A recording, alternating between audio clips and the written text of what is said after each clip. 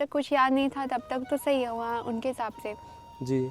जब पुरानी स्मृतियाँ वापस आईं और जो ठाकुर जी का ध्यान आया कि जो पिछले जन्म में रुक गया था ना, भगवत प्राप्ति नहीं हो पाई थी, वो इस जन्म में पूरी हो। आप यहाँ पे रह रहे हैं तो वो आपसे क्या कहने कि मतलब कहते होंगे कि घर पे भी रह के भजन करो जा सके।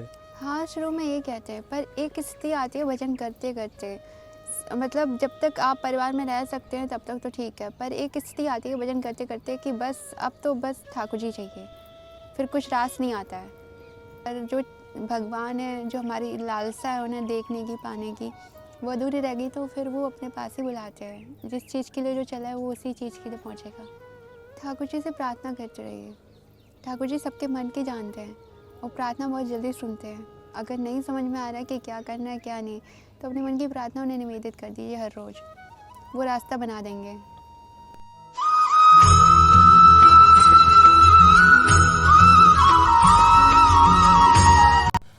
तो जय श्री राधे राधे प्रेमियों अभी हम श्री जी कृपा से पहुँच गए दीदी की कुटिया के समीप। और भैया एक बार दिखाना यानी कि कितना बीहड़ एकांत है, यानी कि यहाँ पे पक्षियों की आवाज़ के अलावा आपको एकदम शांति नितांत एकांत आपको दिखेगा।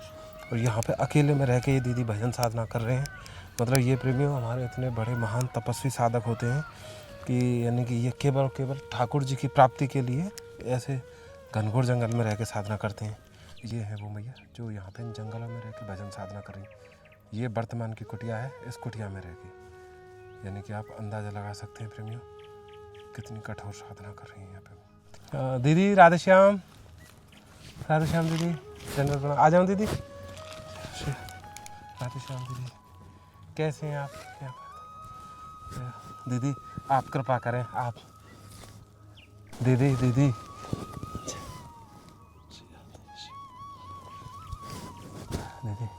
क्षमा करना दीदी, कोई आपके भजन साधन के समय में तो कोई समय विक्षेप ना हो। स्वास्थ्य बढ़िया है दीदी आपको?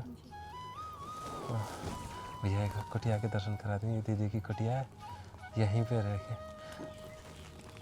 तो दीदी स्वास्थ्य कैसा है आपको? बड़ी कृपा दीदी, बहुत यानी क्षमा करिए। पिछली बार जब आए ना तो उस समय क्योंकि संध्या को समय हो और आप भी सेवा में, तो यह वजह से हिम्मत ना पड़ी।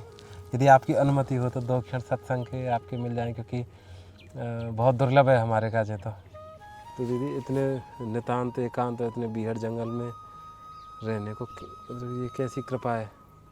ठाकुर जी ने कहा था हमसे कि यहाँ रह के भजन करो। अच्छा दीदी, अगर आप अन्यथा मतलब कोई क्षमा करें, जैसे जी। मतलब थोड़ा सा यदि आपको ये मतलब मिले कि कैसे मतलब आप कैसे मतलब आप भजन मार्ग पे इतने आगे बढ़े कि मतलब आज मतलब ये सबसे कठोर तपस्या है, क्योंकि संत बतामे कि पहाड़ी को रहनो मिले और एकांत हो, लता पता हो, एकदम बीहड़ जंगल, तो संतन को परम प्रिय स्थान हो गए। तो यहाँ अच्छा तक लगता है, ठाकुर जी एकांत में हमेशा साथ देते हैं। तो यहाँ तक पहुँचने की यात्रा दीदी कैसे आप बताएंगे? मतलब ये इतनी दिव्य प्रेरणा कैसे भाई, कब आप लगो कि मतलब साधन भजन को ये मार्ग होना चाहिए?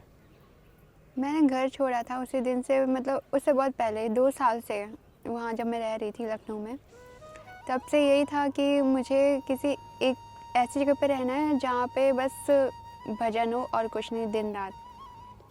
तो ये दीदी मतलब जैसे शुरुआत में कैसे क्या प्रेरणा भई, जैसे कि मतलब कब आप लगो कि मतलब ग्रस्त मतलब ये सब त्याग के, मतलब ये कौन सी अवस्था रही होगी? आपकी पढ़ाई लिखाई कैसे भाई? मैंने MBA किया है। MBA करो? वो master in business administration, finance marketing है। फाइनेंस मार्केटिंग जी। अरे।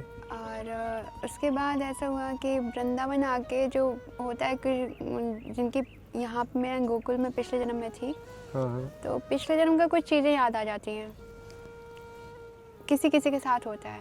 तो ठाकुर जी की प्रेरणा हुई कि मैं यहीं रहती थी, तो मुझे लगा कि अब बस जो पिछले जन्म का रुक गया था ना, वो चीज़ फिर से स्टार्ट हो गई यहाँ आने के बाद। अच्छा, मतलब वो तब तक मुझे कुछ याद नहीं था, स्मरण में आ गई यहाँ पे आने के बाद, वृंदावन आने के बाद। हाँ, और उसके बाद तो फिर ठाकुर जी ने खींच ही लिया। उसके बाद बस उन्हीं की तरफ जाना है, ऐसे ही।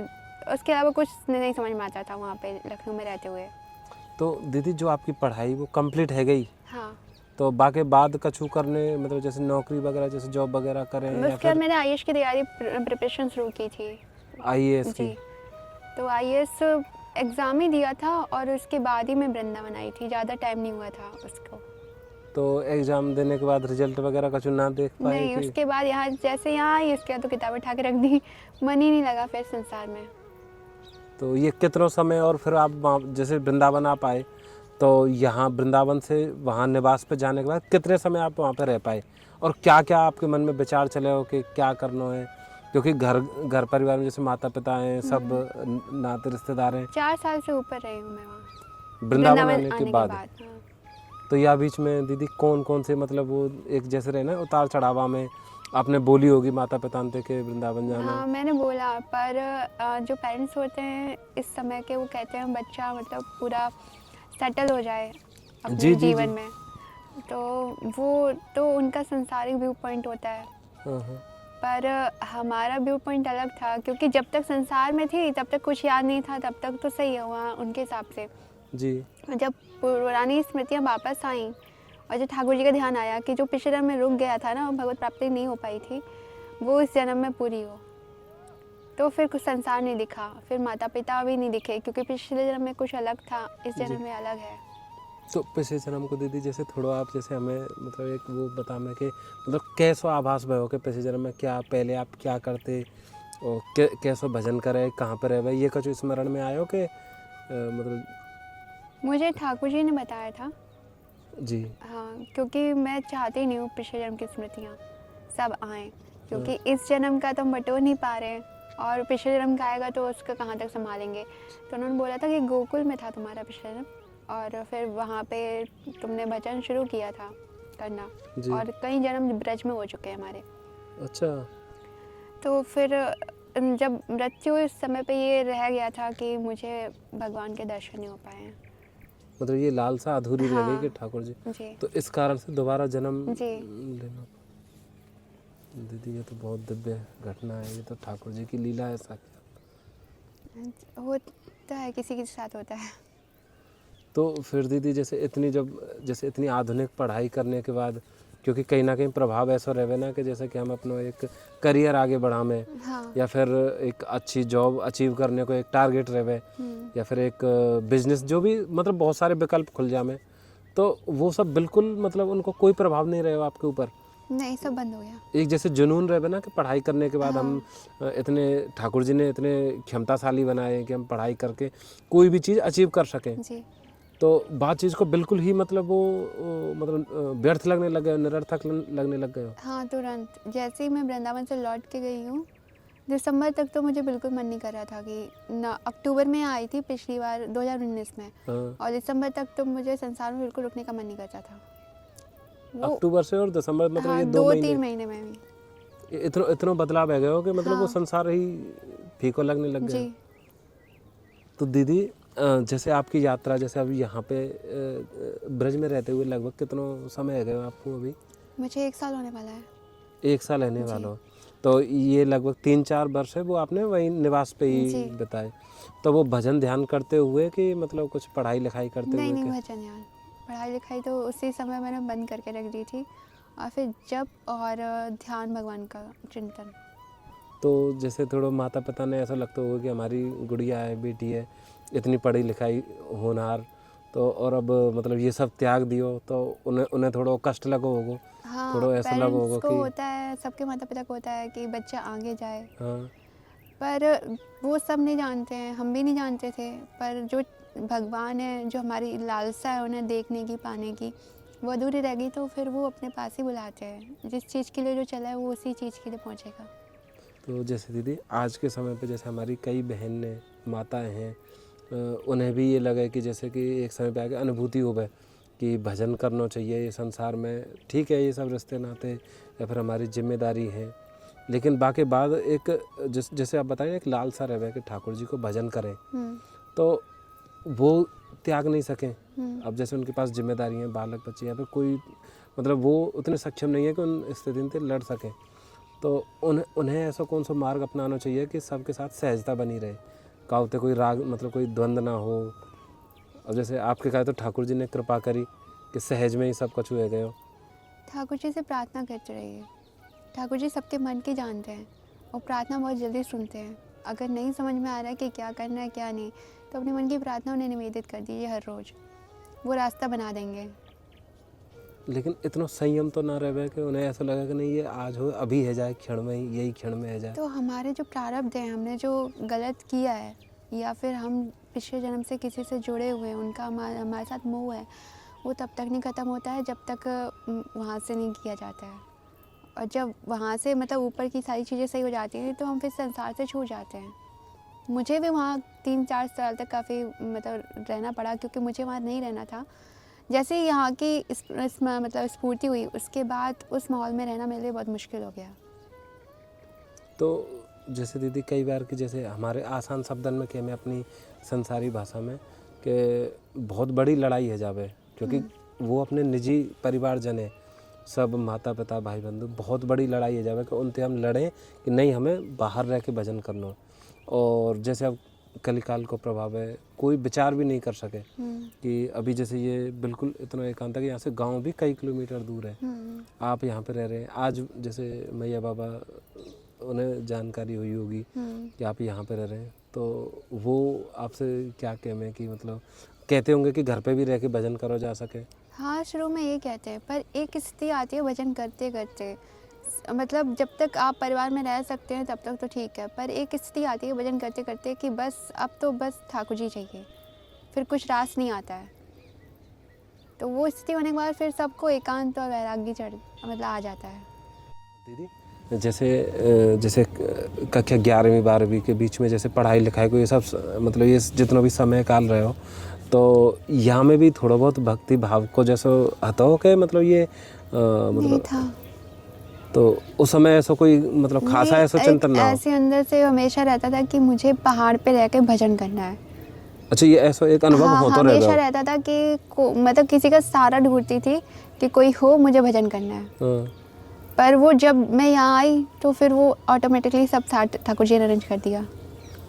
तो यहाँ पे आने के बाद मतलब ऐसा भयो कि जैसे ठाकुर जी ने पहले ही सब कुछ रच रखो लीला। वहाँ रहते हुए मुझे कहती थी मुझे पहाड़ पे जाके कैलाश पर्वत पे जाके भजन करना है, कहीं कहीं जाके भजन करना है एकदम एकांत में। तो सब हंसते थे, सबको लगता था ऐसे ही है, पर वो अंदर से वो चीज़ बार बार आती थी ऊपर, जिसे मैं जान नहीं पाई। जैसे कि मैं जो भक्ति को जो बीज है वो अंकुरित है चुको, पर या पथ पे चलवे के काजे। अब वृंदावन आने को जैसे कैसे संयोग बनो दीदी कि वृंदावन जाए? अब जैसे आप कैलाश पर्वत को कह रहे हैं, लेकिन वहाँ पे भी जा सके, लेकिन ये जो वृंदावन आने को ये जो ठाकुर जी ने सपना दिया था सुबह के टाइम पे मेरी माता जी को कि वृंदावन चलो आज। उन्होंने थोड़े समय पहले बोला था कि मुझे वृंदावन जाना है। पर फिर टाल मटोल हो जाती है परिवार में। तो उन्होंने कहा कि ठाकुर जी ने मतलब स्वप्न दिया उन्हें कि वृंदावन चलो। तो फिर हम और मैं और वो 2 लोग थे, एक और थी आने वाली। फिर वृंदावन आते फिर सब कुछ ही बदल गया। मतलब सब कुछ मतलब ऐसा लगो कि जैसे बस सहज है। हाँ। तो कछु दीदी जैसे कुछ माता बहनें हैं वो नित्य ही सत्संग साधु संतन को सुने, तो उन्हें एक मतलब एक जैसे कहना कि एक निजी उनको वो रहे कि यदि कभी उन्हें ऐसा मिले अवसर के वो भजन साधन करें, तो जैसे आप यहाँ पे रह रहे हैं तो कौन कौन सी ऐसी दीदी अनदेखी या फिर जिन्हें हम नहीं समझ सके ऐसी परिस्थिति भजन भाव में ऐसा बता में जैसे संत की भजन भाव करना भी इतना आसान ना है, या में बहुत कठिन परीक्षा ठाकुर जी ले में। तो आपकी दृष्टि में दीदी ऐसी कोई परीक्षा ठाकुर जी की जो जाके काजे हमें तैयार रहना चाहिए कि? ठाकुर जी परीक्षा कभी नहीं लेते हैं, क्योंकि हम वो भीतर ही बैठे हुए तो जानते हैं कि हम कितने मतलब हैं, और मुझे नहीं लगता कि कोई भी इतना अच्छा होगा कि उनकी परीक्षा में उत्तीर्ण कर पाए।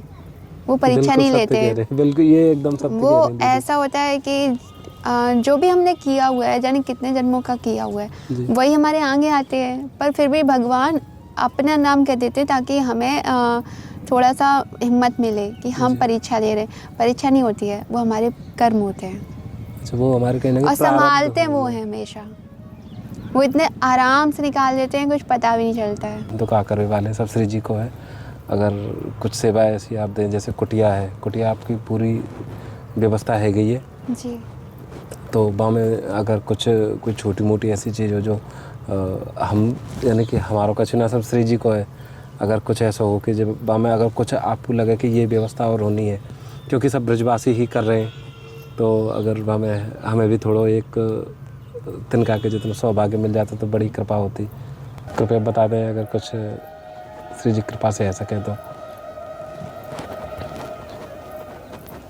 वैसे तो सारी व्यवस्था उन्होंने कर दी है, जी पर आप चाहें तो मोरों को पानी पीने के लिए बनवा सकते हैं वहाँ पे। मतलब जैसे हाँ। टंकी जैसे जी। होती। क्योंकि यहाँ पे जानवर बहुत हैं और प्यास लगती है उनको जी, गर्मी के जी, टाइम जी। पे तो और मुश्किल हो जाती है सर्प वगैरह सबको। तो उसकी पानी वजह की से व्यवस्था है यहाँ पे? पानी कहाँ से आवेगो? अभी तो मैं देखती नहीं हूँ, कहीं कहीं एक दो संत जो है उन्होंने लगा के रखी है, पर फिर भी जानवर काफ़ी हैं, कहाँ तक जाएंगे हाँ, पानी हाँ, पीने हाँ। के लिए। सर्प तो बेचारे निकलते भी नहीं हैं। तो बाकी का जो सीमेंट वगैरह वो बता देंगे वो भैया जो उन्हें जी। आवश्यक होगा वो। जी ठीक है दीदी। जी। और ये दीदी एक यहाँ में ना वो है मतलब एक स्लीपिंग बैग है, ये है यहाँ में ना दीदी जैसे चैन वैन लगा के तो आप या तो बिछा भी सकें यहाँ पे जैसे। और ये एक दीदी एक शॉल है क्योंकि थोड़ी सर्दी के काजे ये आपको पास रख देंगे। थोड़ी सी धनराशि ये 10,000 की धनराशि है, यहाँ में से वो जितनी भी अधिकतम टंकी बना लें क्योंकि जीवन के काज यहाँ पे बहुत सारे जीव हैं। हाँ जी आप तो काफ़ी हैं। दीदी बढ़िया, क्योंकि साधु संत ही इनकी सोचें, हम सब तो अधम है, हम पे ना इतना विचार आवे, तो आप उनके काज जल की सेवा दीदी कर ली। ये थोड़ी सी ठाकुर जी की सेवा में ही है दीदी ये सब श्री जी। और कछु दीदी जैसे अगर कुछ रसोई वगैरह में अगर कछु हो तो आप कृपया करिए, हम बहुत इतने से हो जाएगा, आप चिंता मत करिए। हाँ अगर कुछ और लगे ये सब श्री जी को ही है, अगर कुछ और लगे दीदी आप बस बता दें कि हमारे बड़े सौभाग्य होंगे कि ठाकुर जी इतनी कृपा समझे हम पे। ठीक है दीदी, और इतना समय आपको मिला बहुत बहुत धन्यवाद।